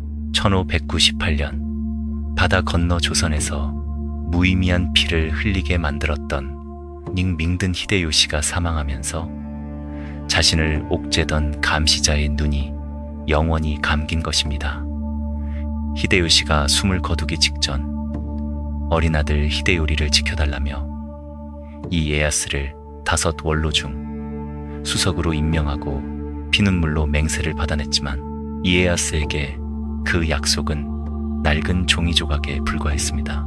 주군의 죽음이 확인되자마자 평생을 바닥에 엎드려 있던 이 늙은 권력자는 발톱을 드러내기 시작했습니다. 그는 히데요시가 생전의 다임묘들의 결탁을 막기 위해 엄격하게 금지했던 유력 가문들 간의 정략 결혼을 보란듯이 주도하며 노골적으로 자신의 군사적 파벌을 결집했습니다. 자신의 6번째 아들 타다테루를 강력한 영주다테 마사무네의 딸과 결혼시키는 등 무소불위의 행보를 이어갔습니다. 도요토미 가문의 끝까지 충성을 맹세했던 이시다. 미스나리 같은 가신들이 분노하여 도쿠가와를 암살하려는 음모까지 꾸몄지만 노련한 이에야스는 이마저도 역이용했습니다. 그는 자신을 암살하려 했던 미스나리가 군사 세력의 위협을 받아 쫓기게 되자 오히려 그를 잠시 자신의 영지로 피신시켜 목숨을 살려주는 기괴한 정치력을 발휘합니다. 적을 완전히 파괴하기 전에 도요토미 정권 내부의 문관 파벌과 무관 파벌이 서로를 물어뜯게 만들어 내부를 완전히 붕괴시키려는 고도의 심리전이었습니다.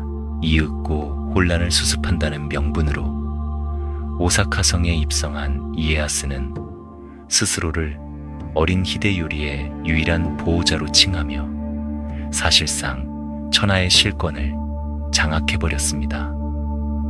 이제 일본 열도는 핏빛반으로 쪼개질 수밖에 없는 거대한 숙명에 직면했습니다. 이시다 미스나리를 중심으로 서쪽의 다임요들이 규합하여 도요토미의 유산을 목숨 걸고 지키려는 서군과 이 거대한 권력의 공백을 기회 삼아 새로운 시대를 열고자 이에야스의 깃발 아래 모여든 동군이 팽팽하게 맞붙었습니다. 평화의 환상은 산산조각 났습니다. 칼집 속에서 50년을 침묵하며 기다려온 도쿠가와 이에야스의 칼날이 마침내 서늘한 빛을 내뿜기 시작했습니다. 짙은 안개가 무겁게 내려앉은 세키가하라의 좁은 분지로 열도의 운명을 영원히 뒤바꿔 놓을 16만 명의 거대한 무사들이 묵묵히 최후의 사지를 향해 걸어 들어가고 있었습니다. 1600년 일본 열도는 두 개의 거대한 진영으로 완전히 두 동강났습니다. 도요토미 가문의 충신을 자처하며 도쿠가와 이에야스의 야심을 꺾으려는 이시다. 미스나리의 서군 그리고 낡은 권력을 허물고 새로운 질서를 세우려는 이에야스의 동군. 그러나 이 거대한 전쟁의 시작점은 숭고한 대의명분이 아니라 늙고 교활한 이에야스가 파놓은 소름 끼치도록 정교한 심리적 함정이었습니다. 이에야스는 자신의 영지인 간토를 떠나 북쪽의 우에스기 가문을 토벌한다는 명분으로 대군을 이끌고 에도로 향했습니다. 이것은 오사카에 남아있는 미스나리에게 지금이 아니면 도쿠가와의 목을 칠 수 없다는 착각을 심어주기 위해 의도적으로 권력의 중심부를 비워둔 치명적인 미끼였습니다.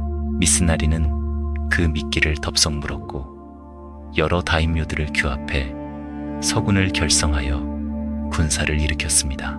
이에야스는 마치 그 순간만을 기다렸다는 듯이 군대의 기술을 돌려 서쪽으로 진격하기 시작했습니다. 1600년 10월 21일 일본 역사상 가장 거대하고 결정적인 전투가 벌어질 무대는 기후현의 좁은 산간 분지 세키가하라였습니다. 이곳은 교토와 동쪽 지방을 잇는 교통의 요충지였지만 수십만 명의 대군이 정면으로 격돌하기에는 턱없이 좁고 폐쇄적인 지형이었습니다. 새벽이 밝아올 무렵 세키가하라의 분지는 한 치 앞도 보이지 않는 짙은 안개에 휩싸여 있었습니다. 축축한 대기 속에서 동군과 서군을 합쳐 무려 16만 명에 달하는 거대한 무사들이 숨을 죽인 채 서늘한 칼자루를 쥐고 있었습니다.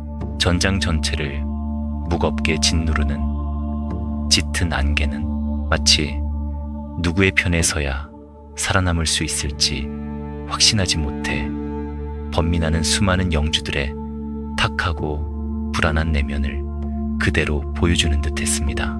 전술적인 배치도만 놓고 본다면 이 전투의 승패는 이미 전투가 시작되기 전에 결정된 것처럼 보였습니다. 이시다. 미스나리가 이끄는 서군은 분지를 둘러싼 험준한 산과 언덕의 고지대를 완벽하게 선점하고 있었습니다. 미스나리의 본대는 사사오산에 진을 쳤고 모리 히데모토의 대군은 난구산에, 그리고 19세의 젊은 다이묘 고바야카와 히데아키가 이끄는 1만 5천 명의 정예병은 마스오산 정상에 자리 잡았습니다. 반면 이에야스의 동군은 고지대에 포위된 채 분지 한가운데의 평지로 밀려들어온 형국이었습니다. 병법의 기본에 따르면 서군이 산 위에서 아래로 맹렬하게 쏟아져 내려오기만 하면 도간에 든 쥐가 된 동군을 완전히 괴멸시킬 수 있는 완벽한 진영이었습니다. 미스나리는 승리를 굳게 확신했습니다. 하지만 미스나리는 센고쿠 시대의 전투가 칼과 창의 궤적만으로 결정되지 않는다는 잔혹한 진실을 뼈저리게 간과하고 있었습니다. 그가 진영의 우위를 철석같이 믿고 있을 때 도쿠가와 이에야스는 전장에 도착하기 수개월 전부터 먹물과 붓으로 이미 자신만의 은밀한 전쟁을 끝마친 상태였습니다. 이에야스는 서군에 가담한 수많은 다임요들에게 셀 수 없이 많은 밀서를 보냈습니다. 전투에서 배신하고 자신의 편에 선다면 그들의 영지를 보장해주고 새로운 영토를 하사하겠다는 노골적이고도 치명적인 유혹이었습니다. 대의 명분이나 가문의 은혜 따위는 한낱 종이 쪼가리에 불과했습니다.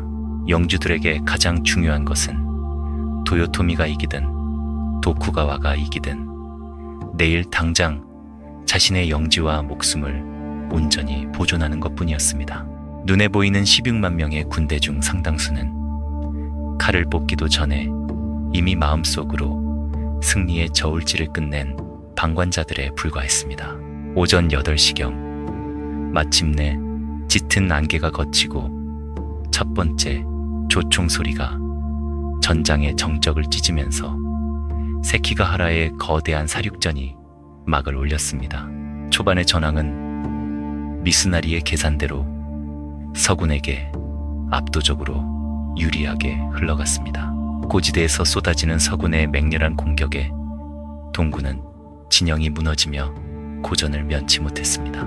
피비린내 나는 백병전이 몇 시간 동안 이어졌고 양측의 사상자가 기하급수적으로 늘어났습니다. 승기를 잡았다고 판단한 미스나리는 동군의 측면과 후방을 완벽하게 박살내기 위해 마침내 최후의 일격을 지시합니다. 그는 마스오산 정상에서 대기하고 있던 고바야카와 히데아키의 군대에게 산을 타고 내려와 동군을 공격하라는 신호의 붉은 봉화를 피워 올렸습니다.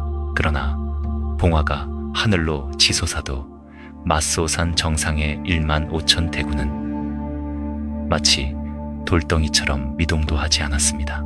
군대를 이끄는 19살의 고바야카와 히데아키는 끔찍한 심리적 딜레마에 빠져 식은땀을 흘리며 번민하고 있었습니다. 그는 도요토미 가문의 은혜를 입은 서군 소속이었지만 전투가 벌어지기 전 이미 이에야스로부터 배신을 조건으로 막대한 보상을 약속받은 상태였습니다. 눈아래 펼쳐진 피비린내 나는 전황은 여전히 어느 쪽이 이길지 섣불리 판단하기 어려웠습니다. 만약 배신했는데 이에야스가 패배한다면 가문은 멸문지화를 당할 것이고 반대로 서군을 도왔다가 이에야스가 승리한다면 그 역시 죽음을 면치 못할 터였습니다. 젊은 장수는 극도의 공포 속에서 생존의 주사위를 굴리지 못하고 시간만 끌고 있었습니다. 산 위에서 고바야카와가 움직이지 않자 분지 아래에서 피를 말리며 전투를 지휘하던 도쿠가와 이에야스의 인내심도 한계에 달했습니다. 이에야스는 이 젊은 다임요의 등을 강제로 떠밀기 위해 전쟁의 역사를 통틀어 가장 대담하고도 소름 끼치는 도박을 감행합니다. 그는 아군의 조총수들에게 명령하여 적군이 아닌 고바야카와가 진을 치고 있는 마스오산 정상을 향해 일제히 위협 사격을 가하게 했습니다. 총알은 사거리가 짧아서 한 정상에 닿지 않았지만 산 아래에서 자신을 향해 울려 퍼지는 서늘한 굉음은 고바야카와에게 명확하고도 끔찍한 최후 통첩이었습니다. 지금 당장 누구의 편인지 행동으로 증명하라. 그렇지 않으면 전투가 끝난 뒤 가장 먼저 내 놈의 목을 베어버리겠다. 발밑에서 터져나오는 조총 소리에 극도로 겁에 질린 고바야카와 히데아키는 마침내 번민을 끝내고 서늘한 결단을 내렸습니다. 그는 칼을 빼어들고 전군에 돌격 명령을 내렸습니다. 그러나 그들이 함성을 지르며 달려 내려간 곳은 동군의 진영이 아니었습니다. 1만 5천 명의 정예병은 맹렬하게 산을 내달려 자신들을 향해 방어선을 구축하지 않고 무방비 상태로 등과 옆구리를 노출하고 있던 아군, 즉 서군의 우측면을 향해 무자비하게 창을 꽂아 넣었습니다. 이 단 한 번의 극적인 배신은 팽팽하던 전장의 균형을 순식간에 산산조각 내버렸습니다. 고바야카와의 배신을 신호탄으로 산 위에서 눈치를 보며 전투에 소극적이던 서군의 수많은 다임요들이 도미노가 쓰러지듯 연이어 동군으로 편을 바꾸기 시작했습니다. 어제의 동맹이 갑자기 창끝을 돌려 아군의 등에 칼을 꽂는 끔찍한 아수라장 속에서 이시다 미스나리의 서군은 불과 몇 시간 만에 완벽하게 붕괴하고 말았습니다. 대열이 무너진 서군 병사들은 도륙을 당하며 골짜기를 붉게 물들였습니다. 천하를 두고 벌어진 일본 역사상 가장 거대한 전투는 오후 2시경 동군의 압도적인 승리로 허무하게 막을 내렸습니다. 전장을 빠져나가 산속으로 도망쳤던 미스나리는 며칠 후 체포되어 교토의 형장에서 참수당하고 말았습니다. 세키가하라, 전투는 우리에게 대단히 기묘하고도 소름 돋는 역사적 진실을 남깁니다. 우리는 대개 사무라이의 역사를 무사도의 숭고한 격돌이라고 생각하지만 열도의 운명을 결정지은 이 가장 거대한 전쟁의 승패를 가른 것은 무사들의 충성심이나 검술이 결코 아니었습니다. 이 전투를 끝낸 것은 철저한 이기심과 혀를 내두를 기만, 그리고 가장 결정적인 순간에 벌어진 가장 비열한 배신이었습니다. 도쿠가와 이에야스는 인간의 뼛속 깊은 공포와 탐욕을 완벽하게 조종함으로써 250년에 걸친 기나긴 평화의 문을 여는 열쇠를 거머쥐었습니다. 세키가하라의 피비린내가 채가시기도 전인 1603년, 이에야스는 쇼군의 자리에 오르며 새로운 해도 막부 시대를 열었습니다. 열도는 마침내 모든 혼란을 끝내고 안정을 되찾은 것처럼 보였습니다. 하지만 권력의 화신이었던 늙은 쇼군의 시선은 여전히 서쪽을 향해 있었습니다.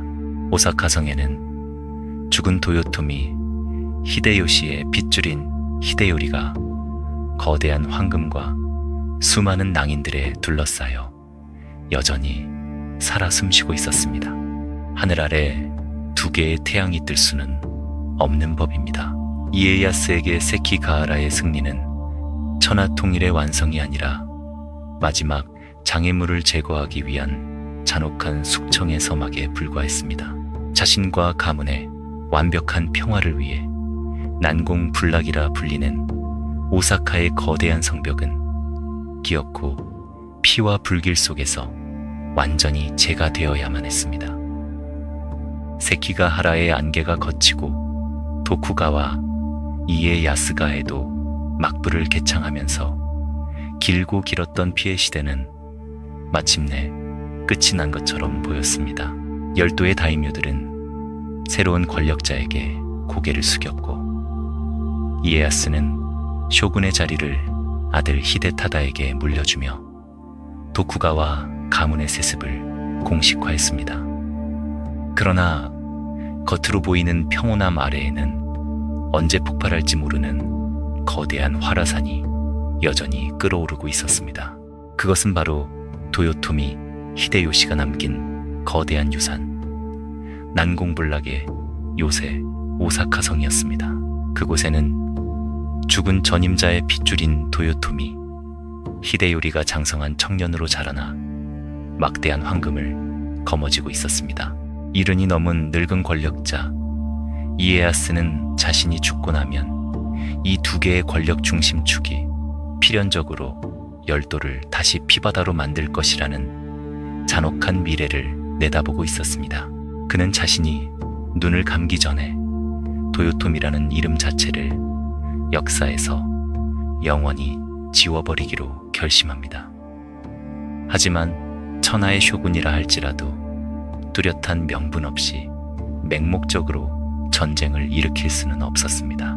이에야스는 늙고 교활한 거미처럼 도요토미 가문을 올가맬 치명적이고도 어이없는 덫을 짰습니다.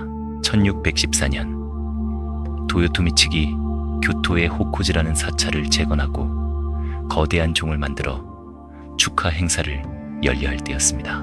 이에야스는 그 종에 새겨진 국가 안강이라는 네 글자의 명문을 문제 삼아 트집을 잡았습니다. 그 글귀가 도쿠가와 이에야스의 이름인 가와 강 사이에 글자를 끼워 넣어 자신의 목을 자르려 하는 끔찍한 저주이며 도요토미의 번영을 기원하는 불경한 반역이라는 억지 주장이었습니다. 이것은 전쟁을 일으키기 위해 언어의 유의를 폭력의 도구로 탈바꿈시킨 정치적 폭거의 극치였습니다. 이 말도 안 되는 구실을 시작으로 노회한 사냥꾼은 마침내 오사카를 향해 거대한 포위망을 좁혀가기 시작했습니다. 도요토미 가문이 수세에 몰리자 오사카성으로는 일본 전역에서 10만 명에 달하는 낭인, 즉 주군을 잃은 떠돌이, 무사들이 구름대처럼 몰려들었습니다. 그들은 새끼가 알아 전투에서 서군에 섰다가 영지를 빼앗기고 굶주리던 자들이었습니다. 잃을 것이 없는 이 짐승 같은 무사들에게 오사카성 입성은 도쿠가와에게 복수하고 다시 한번 자신의 가치를 증명할 수 있는 마지막 사투의 무대였습니다. 그 중에는 훗날 일본 제1의 전사라 불리게 될 사나다 유키무라도 있었습니다. 그는 오사카성 남쪽에 사나다마루라는 반원형의 외곽 방어진지를 구축하고 맹렬하게 저항했습니다. 1614년 겨울 마침내 도쿠가와의 대군이 오사카성을 포위하며 이른바 오사카 겨울의 진이 막을 올렸습니다. 그러나 사나다 유키무라를 비롯한 낭인들의 필사적인 저항과 오사카성의 압도적인 방어력 앞에 도쿠가와 군대는 수많은 사상자만 낸 채 성벽을 넘지 못했습니다. 정면 돌파가 불가능하다는 것을 깨달은 이에야스는 물리적 공격 대신 가장 비열하고 효과적인 심리전을 선택했습니다. 그는 서양 상인들을 통해 막대한 돈을 주고 사들인 대포 수백 문을 성의 가장 깊숙한 곳, 바로 히데요리의 어머니인 요도도노와 시녀들이 머무는 천수각의 중심부를 향해 집중적으로 쏘아 올리도록 명령했습니다. 밤낮을 가리지 않고 머리 위로 떨어지는 거대한 포탄의 굉음과 파괴력은 전장을 겪어보지 못한 성 안의 여인들을 극도의 패닉 상태로 몰아넣었습니다. 건물이 무너지고 시녀들이 비명을 지르며 죽어가는 참상을 눈앞에서 목격한 요도도노의 정신은 완전히 붕괴되었습니다. 공포에 질린 어머니의 압박에 시달리던 히데요리는 결국 저항의 의지를 꺾고 이에야스가 내민 평화 협상안에 굴복하고 맙니다. 무사들의 피 끓는 항전 의지도 서양 대포가 만들어낸 한 여인의 히스테리 앞에서는 무용지물이었습니다. 하지만 이 평화 협정은 열도 역사상 가장 소름 끼치는 대국적인 사기극이었습니다. 이에야스는 도요토미 측에 성의 방어용 바깥 해자, 즉 성벽 밖을 둘러싼 물길 하나만 메우면 군대를 철수하고 평화를 보장하겠다는 기만적인 약속을 던졌습니다. 오사카성 측이 이를 수락하자마자 도쿠가와의 인부들은 바깥 해자뿐만 아니라 성의 심장부를 지키는 안쪽 해자와 방어용 성벽들마저 거침없이 무너뜨리고 흙으로 메워버렸습니다. 도요토미 측이 분노하며 항의했지만 이에야스는 이미 평화가 찾아왔으니 이토록 튼튼한 성벽은 더 이상 필요 없다는 궤변으로 일관했습니다. 겨울의 진이 끝나고 며칠 뒤 한때 천하의 요새였던 오사카성은 벌거벗은 평지 위의 뼈대만 남은 저택으로 전락해버렸습니다. 사냥감의 발톱을 모두 뽑아버린 이에야스의 완벽한 정치적 함정이었습니다. 해가 바뀐 1615년 5월 벌거벗겨진 오사카성을 향해 도쿠가와 이에야스는 다시 한번 거대한 군대를 몰고 쳐들어왔습니다. 이것이 바로 도요토미 가문의 숨통을 끊어놓은 오사카 여름의 진이었습니다. 방어벽을 모두 잃어버린 도요토미의 무사들은 이제 성 안에서 버티는 대신 허허벌판으로 뛰어나와 절망적인 백병전을 치러야만 했습니다. 사나다 유키무라를 비롯한 수많은 낭인들은 짐승처럼 울부짖으며 맹렬하게 돌격했습니다. 유키무라의 결사대는 도쿠가와의 대군을 뚫고 들어가 이에야스의 본진 바로 앞까지 육박하며 그의 깃발을 쓰러뜨리는 기적같은 분전을 펼쳤습니다. 순간적으로 죽음의 공포를 느낀 이에야스가 자결을 각오했을 정도로 맹렬한 공격이었습니다. 하지만 기적은 거기까지였습니다. 압도적인 병력의 차이를 극복하지 못한 채 유키무라는 전장에서 장렬하게 전사했고 방어선이 무너진 오사카성 안으로 도쿠가와의 군사들이 물밀듯 쏟아져 들어갔습니다. 센고쿠 시대를 통일했던 위대한 대학 도요토미 히데요시의 찬란한 유산 오사카성은 거대한 불길에 휩싸여 무너져 내렸습니다. 천하를 후령하던 황금빛 성이 잿더미로 변해가는 혼란 속에서 히데요리와 그의 어머니 요도도노는 성 안의 불에 타지 않는 견고한 창고로 몸을 숨겼습니다. 하지만 이튿날 아침 모든 희망이 사라졌음을 깨달은 모자는 결국 차가운 창고 바닥에서 스스로 목숨을 끊으며 비극적인 생을 마감했습니다. 그러나 도쿠가와 이에야스의 잔혹함은 거기서 멈추지 않았습니다. 후환을 완전히 제거하기 위해 그는 히데요리의 8살 난 어린 아들 구니마스를 끝까지 추적해냈습니다. 권력 다툼과는 아무런 상관도 없던 이 어린아이는 교토의 처형장으로 끌려가 무참하게 목이 잘렸습니다.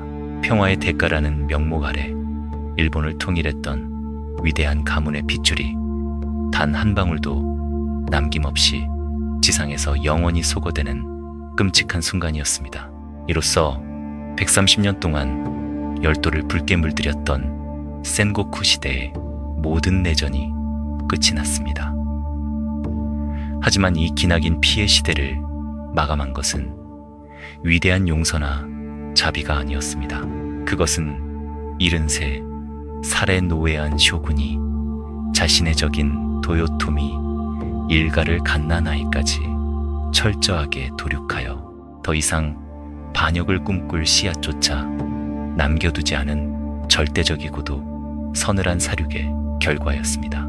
오사카성의 불길이 서서히 사그라들며 검은 연기가 흩어지던 날, 일본 열도는 거대한 강철문이 닫히는 묵직한 파열음과 함께 250년이라는 기나긴 침묵과 통제의 수면 상태로 깊이 빠져들고 있었습니다.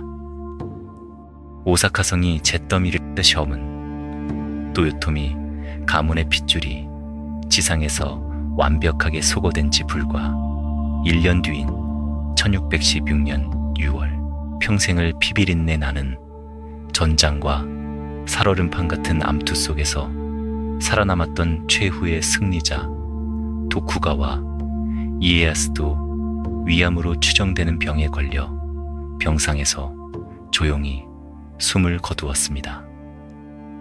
자신이 기나긴 인내 끝에 이루어낸 거대한 핏빛 평화의 완성을 두 눈으로 확인한 74살의 늙은 권력자는 더 이상 자신의 가문을 위협할 어떤 적수도 세상에 남겨두지 않았습니다. 오다 노부나가가 무자비한 파괴로 털을 닫고 도요토미 히데요시가 천재적인 기만과 책략으로 세워 올린 거대한 권력의 건축물은 결국 가장 오래 살아남아 가장 잔혹한 냉혹함을 발휘한 이에야스의 손에 의해 단단한 강철 철창이 되어 일본 열도 위로 무겁게 내려앉았습니다. 이에야스와 그의 후계자들이 만들어낸 에도 시대의 250년 평화는 흔히 우리가 상상하는 서로를 향한 용서와 신뢰의 결과물이 결코 아니었습니다. 그것은 극도의 불신과 뼛속 깊은 공포를 법과 제도로 정교하게 얼어붙게 만든 국가 단위의 거대한 감옥이었습니다. 에도 막부는 다이묘들의 반란을 원천적으로 차단하기 위해 세계 역사상 유례를 찾아보기 힘든 기괴하고도 천재적인 통제 시스템을 발명했습니다. 바로 참근교대, 즉 산킹 코타이 제도였습니다.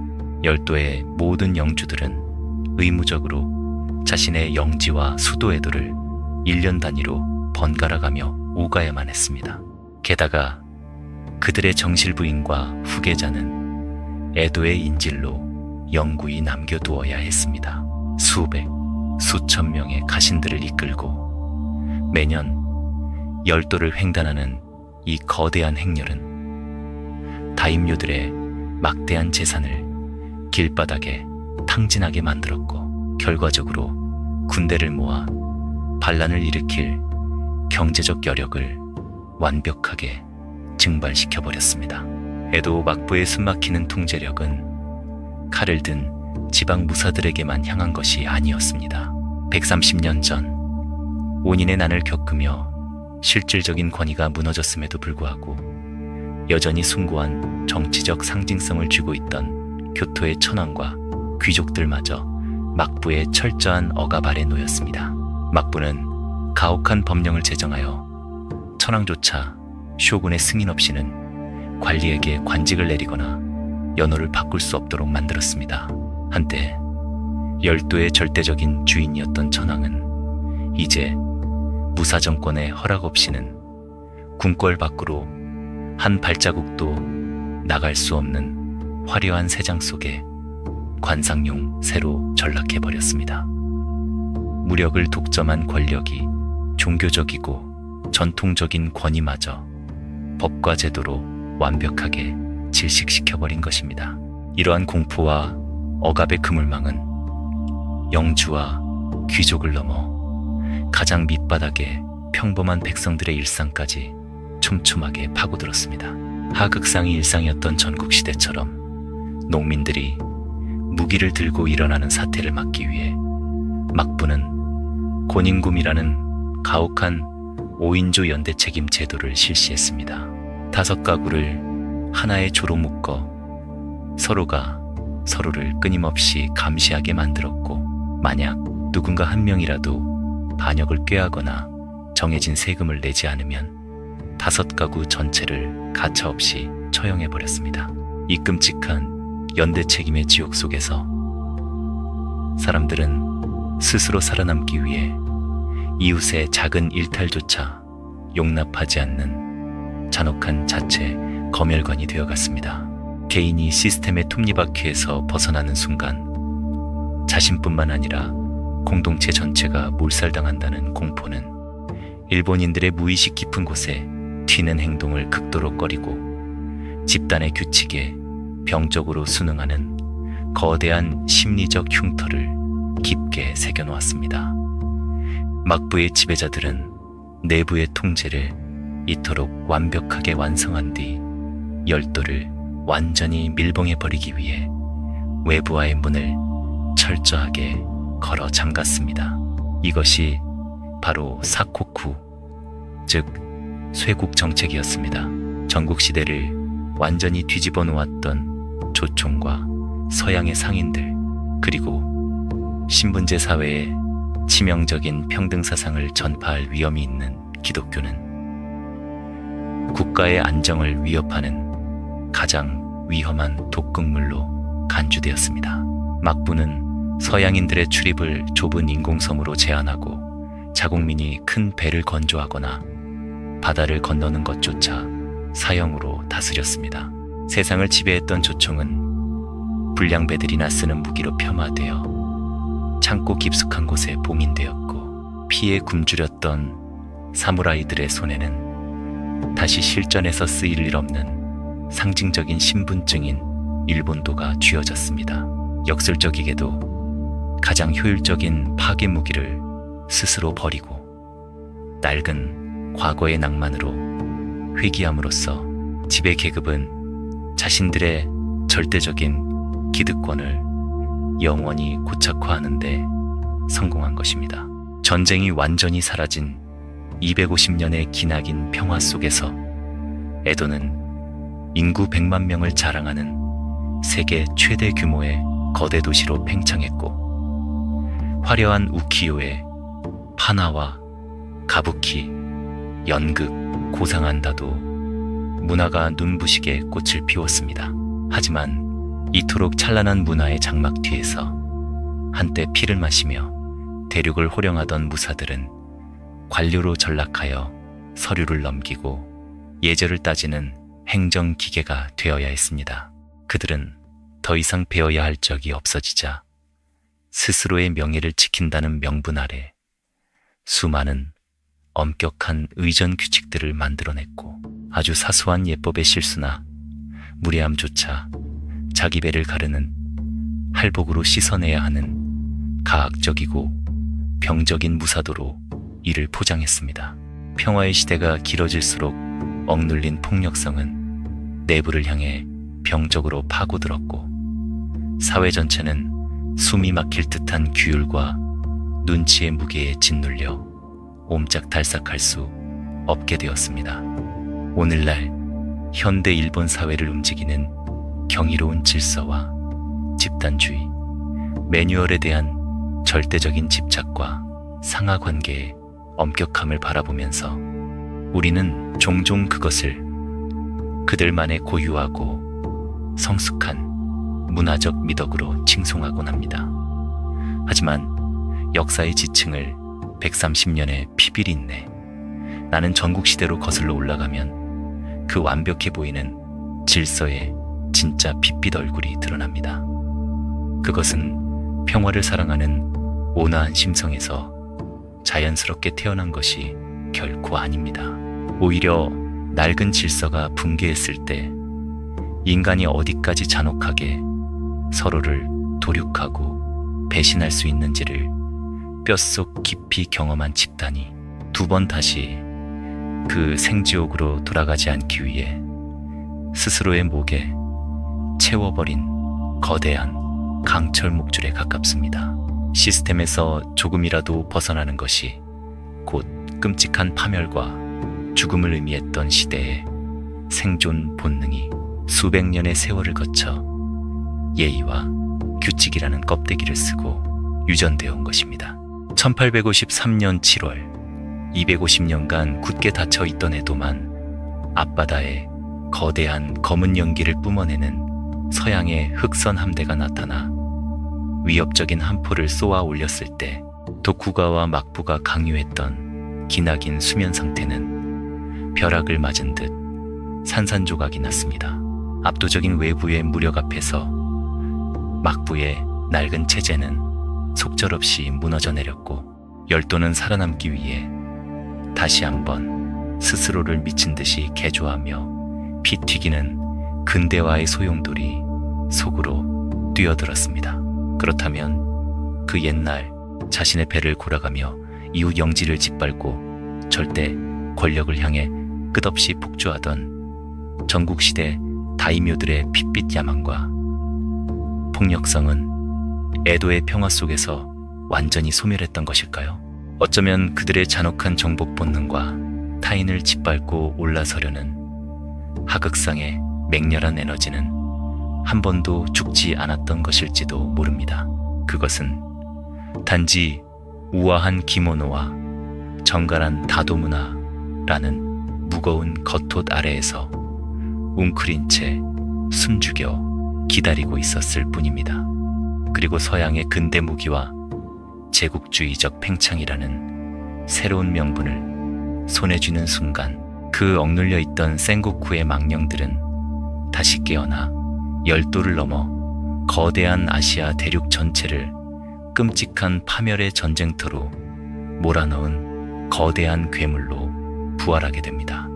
우리가 과거의 역사를 단순히 흘러간 예시학이나 영웅들의 낭만적인 무용담으로만 소비할 수 없는 이유가 바로 여기에 있습니다. 수백 년 전 잿더미와 피웅덩이 속에서 잉태된 공포와 생존의 논리는 여전히 현대인의 가장 깊은 무의식 속에 웅크린 채 내일의 역사를 집어삼킬 날카로운 이빨을 서늘하게 갈고 있기 때문입니다.